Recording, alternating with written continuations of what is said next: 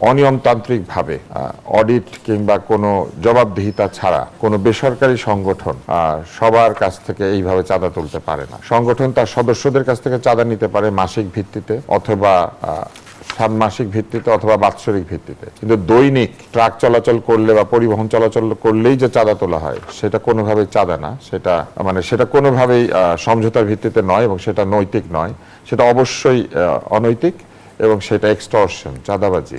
যে বোতল হয়তো ডিফারেন্ট কিন্তু হুইস্কি এক। সো আপনার এই যে ভিতরের যে জিনিসটা সেটা একই যদি থাকে তাহলে তো জুলাই সনদ বলেন, আমাদের গণ অভ্যুত্থান বলেন, আমাদের বিপ্লব বলেন, আমাদের নতুন বাংলাদেশ গড়ার যে প্রত্যয় বলেন, সব কিছুই কিন্তু ভুলণ্ঠিত হলো। বঙ্গভবনের 4 দেয়ালের প্রথা ভেঙে সংসদ ভবনের উন্মুক্ত দক্ষিণ প্লাজায় শপথ গ্রহণ কেবল একটি অনুষ্ঠান ছিল না, অনেকের মতে এটি ছিল জনগণের কাছে দায়বদ্ধতার এক নতুন ইশতেহার। প্রধানমন্ত্রী তারেক রহমান তার প্রথম ভাষণে স্পষ্ট করেছেন, ভোট দিয়েছেন কি দেননি তা বড় কথা নয়, এই রাষ্ট্র সবার।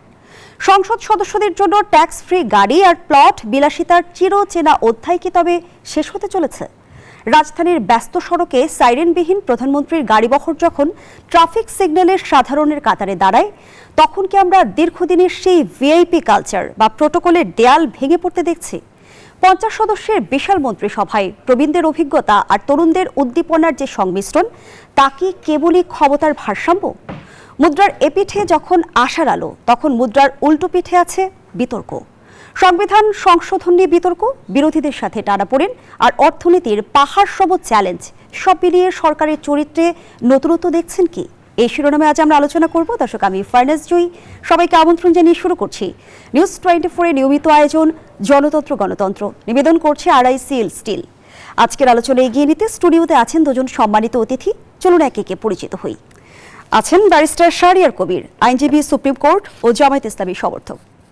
সেই সঙ্গে আরও আছেন ডাক্তার আব্দুল নূর তুষার, গণমাধ্যম ব্যক্তিত্ব, রাজনীতি বিশ্লেষক। দুজনকে আমন্ত্রণ জানাচ্ছি আজকের আলোচনায়। আমরা আজ যে শিরোনামটি রেখেছি সেই প্রশ্নটি দুজনের কাছে আমি করতে চাই শুরুতেই, যে সরকারের চরিত্রে নতুনত্ব দেখছেন কি? জনাব আব্দুল নূর তুষার, কি বলবেন? এত তাড়াতাড়ি সরকারের চরিত্রে নতুনত্ব আবিষ্কার করা যাবে না। সংসদ অধিবেশন আহ্বান হলে তাদের সাংসদদের বক্তব্য শোনার পর, তাদের বিভিন্ন মন্ত্রীর এবং মন্ত্রণালয়ের কাজকর্ম দেখার পর, তাদের সিদ্ধান্তগুলি যখন আমরা পর্যালোচনা করতে শুরু করব, তখন নতুনত্ব অথবা পুরনত্ব ধরা পড়বে। তবে একটি বক্তব্যে আমি একটু দুঃখ পেয়েছি বা আশাহত হয়েছে, সেটি হচ্ছে যে পরিবহন সংক্রান্ত বিষয়ে মন্ত্রী তার প্রতিমন্ত্রীদের উপস্থিতিতে বলেছেন যে সমঝোতার ভিত্তিতে আদায় করা চাঁদা চাঁদা না, এবং মালিক শ্রমিক সমঝোতার ভিত্তিতে যে চাঁদা আদায় করে সেটা কল্যাণে ব্যবহৃত হয়।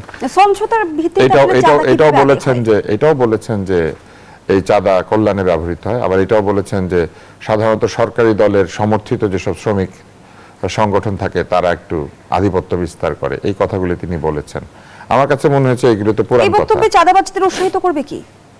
উৎসাহ পাবে কি না এটা জানি না, কিন্তু এই বক্তব্য পুরনো সেই নিয়মকেই স্থাপিত করেছে যে এগুলো ছিল, এগুলো আছে, এবং এগুলিকে উনি চাঁদা বলে মনে করেন না। এই জিনিসটা আমাকে দুঃখ দিয়েছে। এগুলো অবশ্যই চাঁদা। অনিয়মতান্ত্রিকভাবে অডিট কিংবা কোনো জবাবদিহিতা ছাড়া কোনো বেসরকারি সংগঠন সবার কাছ থেকে এইভাবে চাঁদা তুলতে পারে না। সংগঠন তার সদস্যদের কাছ থেকে চাঁদা নিতে পারে মাসিক ভিত্তিতে অথবা ষান্মাসিক ভিত্তিতে অথবা বাৎসরিক ভিত্তিতে, কিন্তু দৈনিক ট্রাক চলাচল করলে বা পরিবহন চলাচল করলেই যে চাঁদা তোলা হয় সেটা কোনোভাবেই চাঁদা না, সেটা কোনোভাবেই সমঝোতার ভিত্তিতে নয় এবং সেটা নৈতিক নয়, সেটা অবশ্যই অনৈতিক এবং সেটা এক্সটর্শন, চাঁদাবাজি। এই চাঁদাবাজি হচ্ছে পরিবহন খাতের একটি বৃহৎ দুর্নীতি, এবং সমঝোতার ভিত্তিতে উনি যে বলেছেন এই বিষয়টি নিয়ে আমি এই জন্য আরো দুঃখ পেয়েছি যে যখন সিন্ডিকেশন হয়, অর্থাৎ চিনির দাম বাড়ানো হয়, পেঁয়াজের দাম বাড়ানো হয়, তেলের দাম বাড়ানো হয়, বলে যে কিছু লোকজন সংঘবদ্ধভাবে সিন্ডিকেট করে জিনিসপত্রের দাম বাড়াচ্ছে, তাহলে সমঝোতার ভিত্তিতে যদি চাঁদা নিলে সেটা চাঁদা না হয়, তাহলে সিন্ডিকেট করে যদি জিনিসপত্রের দাম বাড়ায় তাহলে কি সেটা সিন্ডিকেট হলো? ওনারা তো সমঝোতার ভিত্তিতে করেছেন, তাই না? দিনের শেষে এই পয়সাগুলি সাধারণ জনগণ দেয়, দ্রব্যমূল্য বাড়ে, অনিয়মতান্ত্রিক আচরণ বাড়ে, এই চাঁদাবাজি নিয়ে দখল বেদখল বাড়ে, এমনকি চূড়ান্ত ক্রাইম বা ক্রিমিনাল কাজকর্ম হয়। ফলে আমার কাছে মনে হয় যে উনি যেটা বলেছেন এটা অনেকটা এবং বলা পুরনোদের হচ্ছে মতে। যে সরকারের সামনে পাহাড় সম চ্যালেঞ্জ রয়েছে, সেই চ্যালেঞ্জ মোকাবেলা করতে নতুন চ্যালেঞ্জ মন্ত্রিসভা পাহাড় কতটা নাকি প্রস্তুত? পিঁপড়া এটা কোনো ইম্পর্টেন্ট বিষয় না। সরকারের সামনে যা থাকবে সরকারকে সেটাই মোকাবেলা করতে হবে। অতএব পাহাড় সম রয়েছে অথবা পিঁপড়া সম রয়েছে তাতে কি যেভাবে মন্ত্রিসভা গঠন হলো সেখানে নতুনত্ব দেখছেন কি? না, সেখানে তো নতুনত্ব আছে। সেখানে তো অধিকাংশ আছেন যারা মানে অনেকেই আছেন যারা প্রথমবার এমপি হয়েছেন, তো এটা নতুন না। 24 প্রতিমন্ত্রী সবাই নতুন। হ্যাঁ, তো এটা নতুন না, নতুনত্ব তো অবশ্যই আছে। নতুন মানুষ এসেছেন, হয়তো নতুন চিন্তা আসবে। এটার জন্য তো আমি বলেছি যে সরকারের নতুনত্ব বিবেচনা করতে গেলে এখনই বলা যাবে না, এটা একটু ধীরে বলতে হবে। তবে আজকের বক্তব্যটা নতুন না, বরং এইটা আগের চাইতেও আমি বলবো যে একটা পর্দাহীন বক্তব্য হয়েছে, এটা ঠিক হয় না। কিন্তু এই যে বিরোধী দল এবং সরকার থেকে বলা হচ্ছে যে এখন থেকে সংসদ সদস্যরা ট্যাক্স ফ্রি গাড়ি এবং প্লট নেবে না, এটা কি আমরা বিগত সময় যেমনটি দেখেছি প্লট বিলাসিতা বা ট্যাক্স ফ্রি গাড়ির যে আমরা চর্চা বা প্রবণতা দেখেছি সেগুলো থেমে যাবে? এইটা একটা জনতুষ্টিমূলক সিদ্ধান্ত, এটা দিয়ে বাংলাদেশে কিছু আসবে যাবে না। আপনি মনে করেন 300 গাড়ি যদি আমদানি হয়, এই 300 গাড়িতে সরকার 600 কোটি টাকা ট্যাক্স মওকুফ করে। প্রফেসর মোহাম্মদ ইউনূস শুধু তার একটা আয়কর মওকুফ বা কি একটা কর মওকুফ করেছেন 600 কোটি টাকার বেশি। একজন ব্যক্তি তার প্রতিষ্ঠানের জন্য এটা মাফ করিয়ে নিয়ে গিয়েছেন। আর এরা তো 5 বছরে এই গাড়িটা ব্যবহার করবেন, 10 বছরে ব্যবহার করবেন। আর গাড়ি করমুক্ত অবস্থা আনলে যে খুব একটা ভালো মন্দ আমি সেটা মনে করি না, এই কারণে যে গাড়ি হচ্ছে ডেপ্রিসিয়েবল বা অবচয়মূলক একটি সম্পদ। এটা যত চলবে এটার পিছনে খরচ করতে হয়। করমুক্ত অবস্থায় গাড়িটা আনা যায়, কিন্তু যখন গাড়ির এই চাকা বদল করতে হয়, গাড়ির পার্টস বদল করতে হয়, এটা তো করমুক্ত অবস্থা আসে না। ফলে যারা এই যে 12 হাত কাপড়ের 13 হাত বিচির মতো একটা বিরাট গাড়ি নিয়ে আসেন, এই বিরাট গাড়ি মেনটেন করতে তাদের কিন্তু কষ্ট হয়। ফলে টাকা পয়সা না থাকলে এইসব গাড়ি না নাই ভালো। আরেকটা হচ্ছে অনেকে কিন্তু আগে এই গাড়ি এনে ব্যবসা করেছেন। তাই আমি মনে করি যে করমুক্তির সুবিধা সংসদ সদস্যদেরকে দেওয়া যেতে পারতো, কিন্তু গাড়ির মূল্য নির্ধারণ করে দেওয়া উচিত ছিল যে আপনি এত মূল্যের অধিক অথবা এত সিসির অধিক গাড়ি কিনতে পারবেন না। কিন্তু প্রত্যেকেই যেটা করেছেন অতীতে সেটা হচ্ছে একটা হাতি মার্কা গাড়ি কিনে এনেছেন, যে গাড়ি সাধারণ মানুষের গ্যারেজে ঢুকতে পারে না, এত বড় গাড়ি। আপনি দেখবেন প্রায় ট্রাকের সাইজের গাড়ি, ওটা দিয়ে মই দিয়ে নামতে হয়। এক একজন সংসদ সদস্যের যে উচ্চতা, সেই উচ্চতায় গাড়ির পাশে দাঁড়ালে তাদেরকে মানে বামন মনে হয়। তো এই কারণে আমার কাছে মনে হয়েছে যে এইসব অকাজ কুকাজের কারণে আসলে এই ধরনের মানে চোখে দৃষ্টিকটু এই ধরনের আচরণের কারণে মূলত গাড়ির বিরুদ্ধে মানুষের একটা বিবমিশা তৈরি হয়েছে। আর আরেকটা যেটা বললেন যে প্লট, এখন যারা সংসদ সদস্য পদে নির্বাচন করেন তাদের অধিকাংশই ধনী ব্যক্তি। এইবারের সংসদে কোটি কোটি টাকা আছে এরকম লোকই বেশি। ফলে এদের প্লট না হলেও ফ্ল্যাট আছে, থাকার জায়গা আছে। আর এই এত টাকা পয়সা না থাকলে সংসদ ইলেকশন করেছেন কিভাবে? ইলেকশনে কয় টাকা খরচ হয় এখন তো আমরা জানি। অতএব তাদের যদি প্লট বাড়ি গাড়ি না থাকে তাহলে তাদের তো উচিত ছিল আগে প্লট বাড়ি গাড়িগুলি কিনা, তারপরে জনসেবা করতে আসা। এত টাকা খরচ করে জনসেবা করতে আসতে তো কেউ তাদেরকে বলে নাই। অতএব প্লট বাড়ি গাড়ি নেবেন না, এটা বলাটা আসলে এক ধরনের মানুষকে একটা বুঝ দেওয়া। এবং রাজনীতির এইটাতে আসলে কিছু আসে বিষয়ের সাথে অভ্যস্ত, সেটি হচ্ছে যে ভিআইপি মুভমেন্ট যখন আমরা দেখি তখন মানে একটা রাস্তা স্তব্ধ হয়ে যাবে, আমরা যানজটে আটকে থাকবো ঘন্টার পর ঘন্টা। এই ভিআইপি কালচারের অবসান হলো কি? তারেক রহমান আমরা দেখলাম যে নিরাপত্তা প্রটোকল কমিয়ে সাধারণের কাতারে এসে দাঁড়ালেন। দেখেন, সমস্যাটা ভিআইপির না, আমি বরং মনে করি যে প্রধানমন্ত্রী এবং প্রেসিডেন্টের চূড়ান্ত নিরাপত্তা দেওয়া উচিত। এইটা ছোট করে দেখার কোনো সুযোগ নাই। সমস্যা হচ্ছে আমাদের ঢাকা শহরের যে রাস্তা, ঢাকা শহরের যে যানবাহন ব্যবস্থাপনা, সেইটা। ঢাকা শহরে ব্যাটারি রিক্সা চলবে, ঢাকা শহরে ধীর গতির যানবাহন চলবে, আবার উচ্চ গতির যানবাহন চলবে। এই শহরের যানজট তো কোনোদিন দূর হবে না। যানজট বরং দূর করা খুবই জরুরি।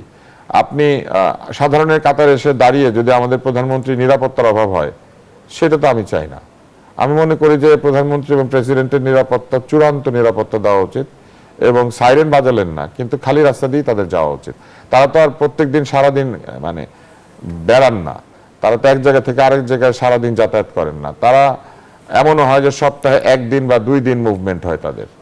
তো এইরকম সময় 1-2 ঘন্টা আমি মনে করি যে রাস্তাঘাট বন্ধ থাকতে পারে।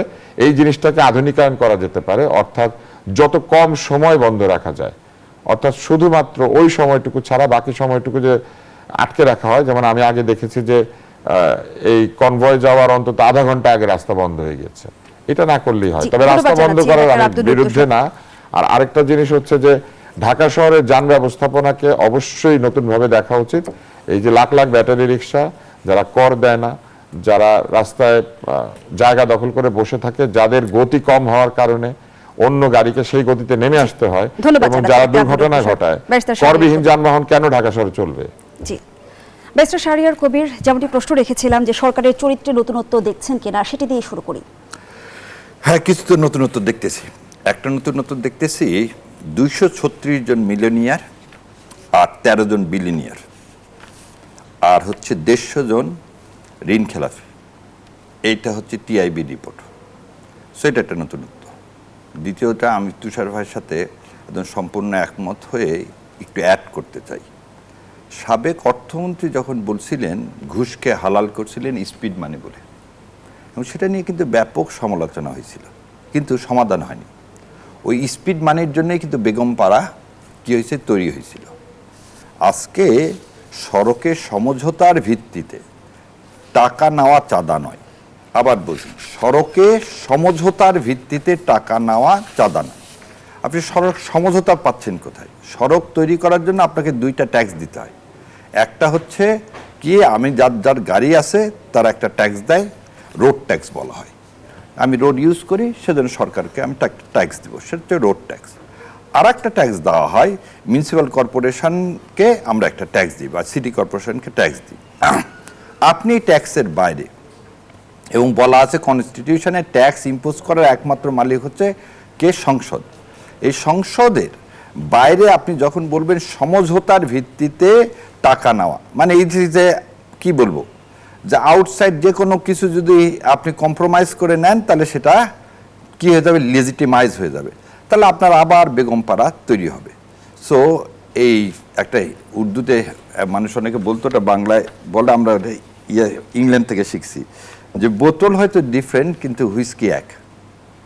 সো আপনার এই যে ভিতরের যে জিনিসটা সেটা একই যদি থাকে, তাহলে তো জুলাই সনদ বলেন, আমাদের গণ অভ্যুত্থান বলেন, আমাদের বিপ্লব বলেন, আমাদের নতুন বাংলাদেশ গড়ার যে প্রত্যয় বলেন, সব কিছুই কিন্তু ভুলণ্ঠিত হলো।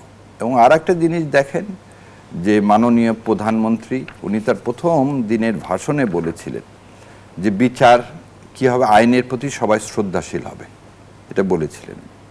ওনারা প্রথমেই শপথ গ্রহণের দিনই সকালবেলায় সেটার ব্যত্যয় ঘটালেন।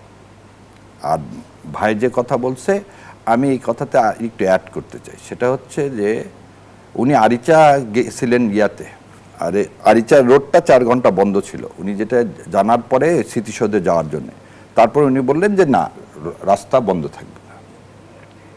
ব্রিটেনের প্রাইম মিনিস্টারকে রাস্তা বন্ধ করে একসময় সে আসতো, তখন ওনাকে প্রশ্ন করা হয়েছিল যে আপনি এই রাস্তা বন্ধ করতে পারেন না। উনি বললো হ্যাঁ ঠিক আছে, রাস্তা বন্ধ করব না, আমি সাধারণের মতো আসবো, তো আমি যত সেকেন্ড লেট হব এই দেশটা তত সেকেন্ড লেট হয়ে যাবে। কারণ উনি ধরে নেন একটা কথার কথা বললাম, 4টার সময় মিটিং, আমরা কোনো জায়গায় 2 ঘন্টা আগে যদি ওনাকে বের হতে হয়, তাহলে এই 2 ঘন্টা রাষ্ট্রের জন্য অপচয়, কারণ এই 2 ঘন্টা হচ্ছে তার সিদ্ধান্ত নেওয়ার সময়। সেই জন্যে এগুলো হচ্ছে সস্তা জনপ্রিয়তা, যে তিনি লাইটে দাঁড়াবেন এবং তারপরে সে কনভয় নিয়ে যাবেন, নিরাপত্তার চেয়ে আমার কাছে মনে হয় এটা তার সস্তা জনপ্রিয়তা। দ্বিতীয় কথা, আপনাকে একদিন মাত্র আপনি সচিবালয়ে যান, তাছাড়া তো আপনার ঢাকা শহরে মুভমেন্ট করার কিছু নাই। কিন্তু আমরা অতীতে যেটা দেখছি যে পুলিশ থাকবে, মানুষ উল্টা দিকে দাঁড়ায় থাকবে, সেটা তো সে কালচারও যেমন আমরা চাই না, আবার এই কালচারও চাই না আমার দেশটা কোনো কারণে কি হয়ে যাক, পিছিয়ে যাক। আর কালকে যতগুলো মন্ত্রণালয়ের মন্ত্রীরা বলছেন, একটা কথা কেউ নতুনত্ব, ভাই এটা ভালো বলতে হবে, যেমন ডাক্তারদের কথা বলছে যে তারা যেন সকাল 9টা থেকে 5টা পর্যন্ত আসে, এটা ইনশিওর করবো। আমরা তো সেটা বলিনি, আমরা বলছি কি হেলথ সিস্টেমটাকে চেঞ্জ করার বিষয়। NHS মানে মাননীয় প্রধানমন্ত্রী তো 17 বছর থাকছেন ইংল্যান্ডে, he have a very good idea how NHS starts work. আমাদের এখানে সাধারণ মানুষ প্রতিটা মেডিকেল কলেজে বা হাসপাতালে চিকিৎসা পাবে, এই নিশ্চয়তা করতে হবে। এর জন্যে যে কি রিফর্ম করা হবে সে বিষয়ে কিন্তু কোনো কিছু আমরা শুনিনি। বা এই যে ভূমি মন্ত্রণালয় বলেন বা অন্য একটা মাত্র কারণ দেখলাম যে আমার কাছে প্রশংসাদার, সেটা হচ্ছে আইন মন্ত্রণালয়, মাননীয় আইনমন্ত্রী যেটা বলছেন যে আপনি দেখেন একজন বলতেছে সড়কের সমঝোতার ভিত্তিতে টাকা নেওয়া চাঁদা নয়, আর আরেকজন কি বলছে, যে বেতন দেওয়া হয় সেই বেতনে যদি আপনি আইনের শাসন প্রতিষ্ঠা করতে না পারেন আপনি চাকরি ছেড়ে দিয়ে চলে যান। স্ট্যান্ডিংটা দেখেন। সেই জন্যে মাননীয় আইনমন্ত্রীকে আমি অন্তঃস্থল থেকে কৃতজ্ঞতা জানাই, প্রকাশ করে his message is very clear, যে আইনের শাসন প্রতিষ্ঠা করতে গেলে তুমি কম্প্রোমাইজ করে না, আমার এখানে তো 2 জন দিয়ে চলে না, আরও 4 জন লাগবে, ওই জন্য সেরেস্তাদেরকে দিয়ে আমি টাকা তুলবো, বা আমি অন্য উপায়ে টাকা তুলবো কারণ আমাদের কোর্টে তো এসির ব্যবস্থা সরকার করেনি। তার খুবই ক্লিয়ার যে না, যেরকম আছে এই অবস্থাতে যদি আপনি আইনের শাসন প্রতিষ্ঠা করতে পারেন থাকবেন, না হলে থাকবেন না। সো সেম জিনিসটাই সড়ক ও জনপথ মন্ত্রণালয়ের কাছ থেকে আশা করা উচিত ছিল, যে চাঁদার বিরুদ্ধেই বোধহয় আমরা প্রথম বলছিলাম যে সারা দেশে চাঁদা বন্ধ করতে হবে, দুর্নীতি বন্ধ করতে হবে। দুর্নীতি যে রূপেই আনা হোক না কেন সেটা কোনোদিন মানুষের কল্যাণকর হবে না। যেমনটি এনসিপির আহ্বায়ক নাহিদ ইসলাম বলেছেন, গণভোট বাতিল হলেই নির্বাচনও প্রশ্নবিদ্ধ হবে। গণভোট ও নির্বাচন এই দুটির আইনি ভিত্তি কি একে অপরের উপর নির্ভরশীল? প্রশ্নটি রাখছি আপনার কাছে, বিরতির পর ফিরছি। দর্শক, জনতন্ত্র গণতন্ত্রের এই পর্যায়ে একটা বিরতি নিচ্ছি, সাথেই থাকুন। আবারও আমন্ত্রণ, দেখছেন নিউজ 24 এর নিয়মিত আয়োজন জনতন্ত্র গণতন্ত্র। নিবেদন করছে আড়াইসিল স্টিল। আমরা আবারও ফিরছি আলোচনায়। ব্যারিস্টার শাহরিয়ার কবির যে প্রশ্নটি রেখে বিরতিতে গিয়েছিলাম, গণভোট বাতিল হলে নির্বাচন প্রশ্নবিদ্ধ হবে এমন মন্তব্য করেছেন এনসিপির আহ্বায়ক নাহিদ ইসলাম। জানতে চাই, গণভোট ও নির্বাচন এ দুটির আইনি ভিত্তি কি একে অপরের উপর নির্ভরশীল? আপনি আইনি যদি দৃষ্টিকোণ থেকে বিষয়টি আমাদের বুঝিয়ে বলেন।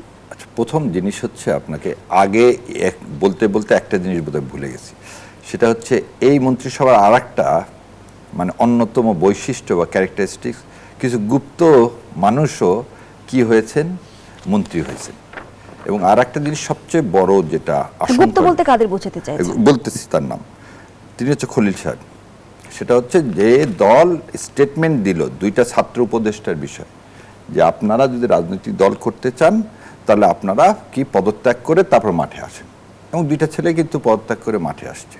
কিন্তু সেই দলই আবার যখন এই খলিল সাহেবের কিন্তু অপসারণ বিএনপি দাবি করেছিল, এবং সবচেয়ে জোরে সোরে, এবং যে কয়জন উপদেষ্টার বিরুদ্ধে অভিযোগ করেছিলেন তার মধ্যে কিন্তু উনি ছিলেন। কিন্তু হঠাৎ করে তাকে পররাষ্ট্র মন্ত্রণালয় দেওয়া হলো, এবং সবাই যখন জানে he is a close friend of Ajit Doval, এবং কি কারণে দেওয়া হলো আমরা জানি না, কিন্তু এটা মনে হয় এই সরকারের জন্য খুব একটা সুখকর হবে না। এবার আপনার প্রশ্নের উত্তরে আসে, সেটা হচ্ছে আমরা সবাই বলতেছি যে আইন মেনে চলব, এবং এখানে একটা কথা বলা হচ্ছে যে সংবিধান অনুযায়ী ইউনূস সরকার গঠন হয়েছে, এবং 3য় তফসিলের কথা বলা হচ্ছে, সেখানে যেহেতু শপথের বিধান নাই সেই জন্যে এই জুলাই সনদের শপথ নিতে পারবেন না বিএনপি।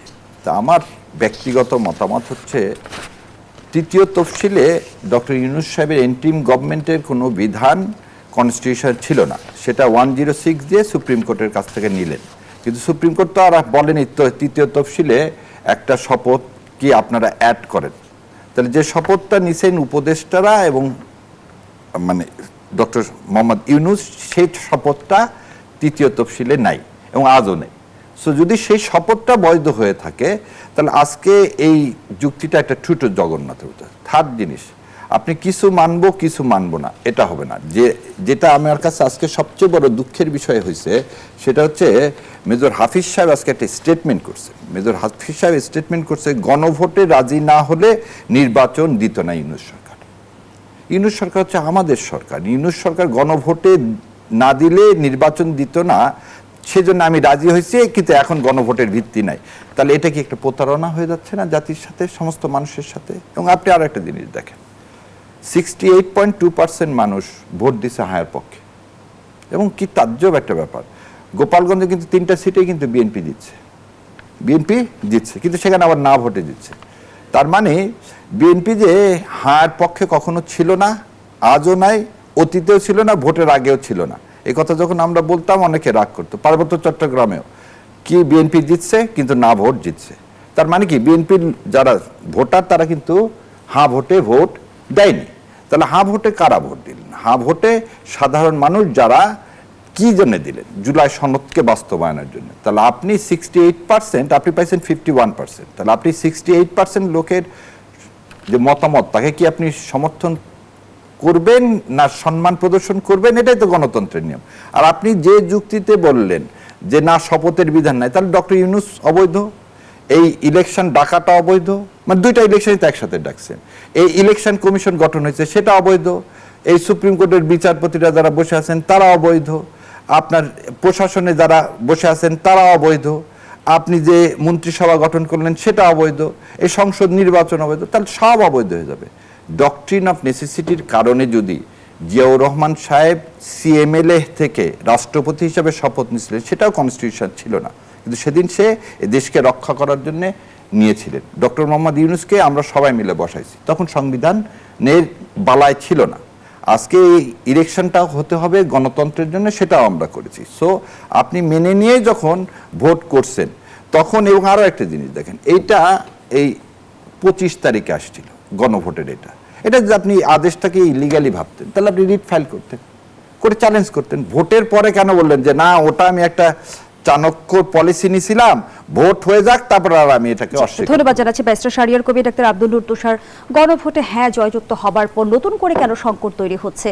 জুলাই সনদ বাস্তবায়নের ক্ষেত্রে বিএনপির কোনো অনীহা আছে কি? সংকট তো এখনো তৈরি হয় নাই। যেটি হয়েছে সেটি হচ্ছে বিএনপি বলেছে শপথ গ্রহণের প্রক্রিয়াটিকে বৈধ করার জন্য তারা পরে শপথ নিচ্ছে, কারণ এখন যদি তারা শপথ নেয়, শপথটা ঠিক বৈধ হবে না। এটি করার পেছনে বিএনপির যুক্তি আছে। একটি হচ্ছে যে একটু আগে যে যুক্তিটা এসেছিল যে ইউনূস সরকার যে শপথ নিয়েছে বা সরকার পরিচালনা করেছে এটাকে বৈধ, আসলে তো বৈধ না। তারাই বৈধতা নিয়েছিলেন, বৈধ না জানতেন বলেই বৈধতা নিয়েছিলেন।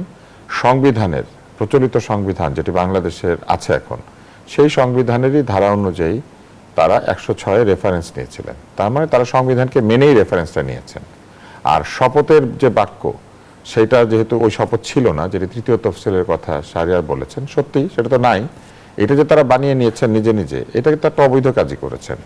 এটাও তারা চাইলে একইভাবে রেফারেন্স নিয়ে তৈরি করতে পারতেন, অথবা তারা যেটা নিয়েছেন এখন সেটাকে বৈধতা দেওয়ার দায়িত্ব পড়েছে বর্তমান সংসদের। বর্তমান সংসদ যদি মনে করে বিগত সরকারের যে কাজগুলি আইনি বৈধতা দেওয়া প্রয়োজন, তারা সেটা দিতে পারবেন, এটা দিতে কোনো বাধা নাই। এবং সেইগুলিকে চ্যালেঞ্জ করে কেউ কোর্টেও যেতে পারবে, আবার কোর্ট থেকে রেফারেন্স আনতে পারবে, অতএব সেখানেও কোনো বাধা নাই।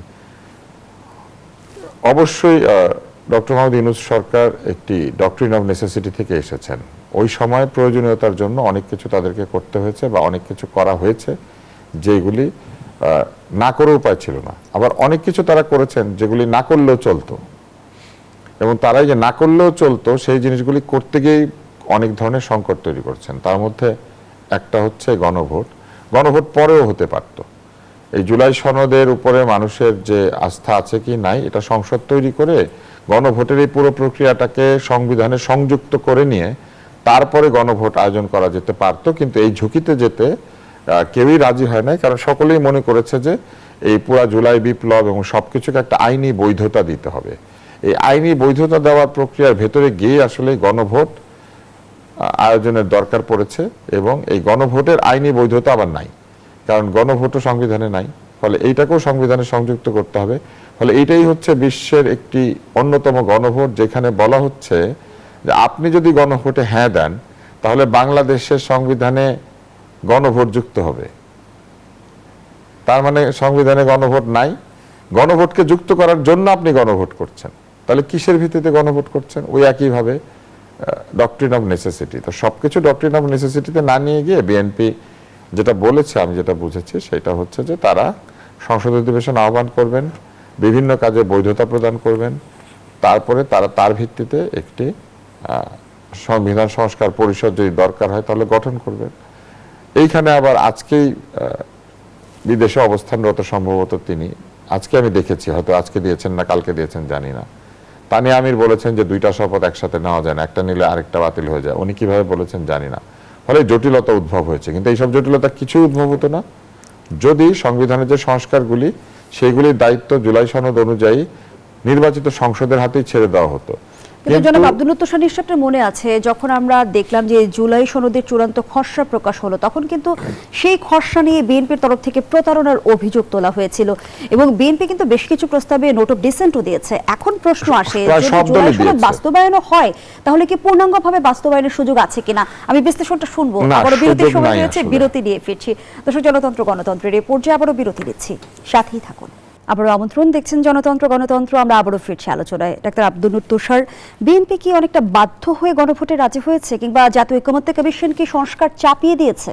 আমি অবশ্য এই ক্ষেত্রে আমি বলবো যে বিএনপি যদি বলে যে তারা বাধ্য হয়ে রাজি হয়েছে, কেউ চাপিয়ে দিয়েছে, তাহলে বিএনপি এত শক্তিশালী দল, বিএনপির ক্ষমতাকে চ্যালেঞ্জ করতে পারে যদি একটা অন্তর্বর্তী সরকার, যার কিনা ওই রকম বৈধতাই নাই, তাহলে তো আমি বলবো যে তারা দুর্বলতার পরিচয় দিয়েছে। ফলে বাধ্য হয়ে করেছে এই কথা যদি বলে, এটা সত্য হলেও বলা উচিত না। বাধ্য হয়ে কেন কিছু করবে, তাই না? যদি কাউকে বাধ্য করা যায় তাহলে তো তাকে ভবিষ্যতেও বাধ্য করা যাবে। তো এইটা আসলে আমি মনে করি না যে সঠিক বক্তব্য। বাধ্য হয়ে করে নাই, তবে হয়তো কৌশলের অংশ হিসেবে করেছে। তারা চেয়েছে যে কোনোভাবেই নির্বাচনটা বিঘ্নিত না হোক, এবং তারা চেয়েছে যে নির্বাচনের পরে জনগণের রায় নিয়ে কাজ করতে। ফলে এটা তাদের রাজনৈতিক কৌশলের অংশ হতে পারে, কিন্তু বাধ্য করার মতো শক্তি কি আসলে বিএনপিকে ছিল কারো, যেখানে আওয়ামী লীগ নাই দেশে, এবং বিএনপি দেশের বৃহত্তম দল হিসেবে প্রায় এস্টাবলিশ, যেই জোরেই তাদের কিছু লোক আনরুলি হয়ে চাঁদাবাজি করেছে। আর গোপালগঞ্জের বিষয়ে শাহরিয়ার একটি কথা বলেছেন, আমি শুধু ওই জায়গাতে একটু দ্বিমত করি, এই কারণে যে গোপালগঞ্জে বিএনপি তো জিতারই কথা না। গোপালগঞ্জে বিএনপি যে ভোট পেয়েছে এগুলো আওয়ামী লীগেরই ভোট। ওইখানে আসলে আওয়ামী লীগেররা একদিকে বিএনপিকে ভোট দিয়েছে, আরেকদিকে না ভোট দিয়েছে। অর্থাৎ তারা এই সংস্কার বা অন্য সবকিছুকে এক ঢালাওভাবে না দিয়ে দিয়েছে, আবার তারা বিএনপিকে হ্যাঁ দিয়েছে, যাতে তারা তাদের চিরশত্রু বলে যাদেরকে মনে করে, তারা যেন সেখানে আসতে না পারে কোনোভাবে। অবশ্যই এমনিতেও আসতে পারতো না, কারণ ওইখানে যে ভোটের ব্যালেন্স, সেখানে জামাতে ইসলামী আমার ধারণা জয়ের চিন্তাও করে নাই। তবে এনসিপিও যাতে কোনোভাবে এই দেশে ক্ষমতা আসতে না পারে, তারা সেটা চেষ্টা করেছে। যেটার ভবিষ্যৎবাণী আমি আপনার অনুষ্ঠানে একভাবে একটা ভবিষ্যৎ ধারণা আমি দিয়েছিলাম যে আওয়ামী লীগের ভোটাররা এটা করবে, ওইটাই গোপালগঞ্জে প্রমাণিত হয়েছে। কারণ এই গোপালগঞ্জে কিন্তু এনসিপি ঢুকতে পারে নাই। আপনার মনে আছে কি অবস্থা হয়েছিল, রণক্ষেত্র। ফলে গোপালগঞ্জ কিন্তু আসলে টেস্ট কেস না। জি, ধন্যবাদ। ব্যারিস্টার শাহরিয়ার কবির, আমরা দেখেছি বিএনপি বেশ কিছু প্রস্তাবে নোট অফ ডিসেন্ট দিয়েছে, সেগুলো বাস্তবায়নে বিএনপি বাধ্য কিনা? এখন যে প্রশ্নটি সামনে এসেছে যে উচ্চকক্ষ কিভাবে গঠন হবে, প্রাপ্ত ভোটের ভিত্তিতে নাকি আসনের ভিত্তিতে? দেখেন, আমি দুইটা জিনিস বলি। ভাই যেটা গোপালগঞ্জের কথা বললো, পার্বত্য চট্টগ্রামেও মানে যেখানে হোক, আমি বলছি যে লোকগুলো বিএনপিতে ভোট দিছে তারা, হ্যাঁ আওয়ামী লীগের লোক দিয়ে থাকে, ভাইয়ের এই পারসেপশনটা রাইট হতে হবে, কারণ গোপালগঞ্জে তো বিএনপি জেতারই কথা না। এখানে একটা জিনিস দেখেন, ভাই এগুলো বিষয়ে ভালো জানে। জিয়াউর রহমান সাহেব, শহীদ রাষ্ট্রপতি জিয়াউর রহমান সাহেব যখন রেফারেন্ডাম করছিলেন, তখন কিন্তু কনস্টিটিউশনাল রেফারেন্ডাম ছিল না। 75 সালে কনস্টিটিউশনই ছিল না, সোভিয়েত ছিল না, মানে ছিল না, constitution was null and void, null and void না। তার মানে রেফারেন্ডামের কোনো বিধান ছিল না, কিন্তু একটা রেফারেন্ডাম প্রথম হয়েছে, তারপরে কিন্তু পার্লামেন্টে ইলেকশন হয়েছে। So there is an procedure, যার মাধ্যমে যে বিএনপি যে এক্সাম্পলটা দিচ্ছে, সেই এক্সাম্পলটা অলরেডি তারা কিন্তু করছে। আর যেটা বললেন যে সিনেটের কথাটা, যদি আমরা এখনো উচ্চকক্ষের নাম কি হবে সেটাই ঠিক হয়নি, যে সেখানে আপনি একটা জিনিস বোঝেন যে গণরায়কে আপনি উপেক্ষা করবেন কেমন করে। যেটা বললেন যে গণভোটটা দিলেন কেন, আপনি তো গণভোটটা মেনে নিলেন, আপনি জুলাই সনদে সাইন করলেন, নোট অফ ডিসেন্ট দিচ্ছেন, খুব ভালো কথা, নোট অফ ডিসেন্ট দিচ্ছেন, আপনি সংস্কার পরিষদে যে আপনি সেটা নিয়ে আলোচনা করেন। কিন্তু কথা হলো যে আপনি তো ভোটটাকে, ভাই এই ভোটটা হলো, সংসদ নির্বাচনটা হলো তো এই রেফারেন্ডামের উপর ভিত্তি করে, কিসের উপর ভিত্তি করে? এই জুলাই সনদের উপর ভিত্তি করে। আমরা যদি জুলাই সনদকে অস্বীকার করি, তাহলে আমাদের এই দ্বিতীয় স্বাধীনতা, দ্বিতীয় বিপ্লব, আমরা যে বলি সংস্কার, একটা নতুন বাংলাদেশ, এই সবগুলোকেই কি অস্বীকার করা, এবং অসংখ্য ধন্যবাদ জানাচ্ছি ব্যারিস্টার শাহরিয়ার কবির, ধন্যবাদ জানাচ্ছি ডাক্তার আব্দুল তুষার আপনাকেও। দর্শক, এখানেই শেষ করছি জনতন্ত্র গণতন্ত্রের আজকের আয়োজন। ধন্যবাদ এতক্ষণ আমাদের সাথে থাকার জন্য।